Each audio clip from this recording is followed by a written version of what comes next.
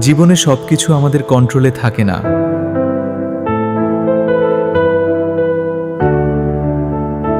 সময়, মানুষ, পরিস্থিতি সবকিছু আমাদের ইচ্ছা মতো হয় না। কিন্তু একটা কথা ভুলে যাই আমরা, জীবনে মাত্র দুইটা জিনিসই আপনি সত্যিকার অর্থে কন্ট্রোল করতে পারেন। এক, আপনার চেষ্টা। দুই, আপনার মনোভাব। এর বাইরে যা কিছু আছে সেগুলো আপনার হাতে নেই। আর জানেন তো, সেটাই ঠিক আছে। ভেতরেরটা কন্ট্রোলে আসুন, বাইরেরটা আপনাকে ভাঙতে পারবে না। চেষ্টা আর মনোভাব, এই দুইটাই আপনার আসল শক্তি। আজ সিদ্ধান্ত নিন, নিজেকে কন্ট্রোলে রাখবেন।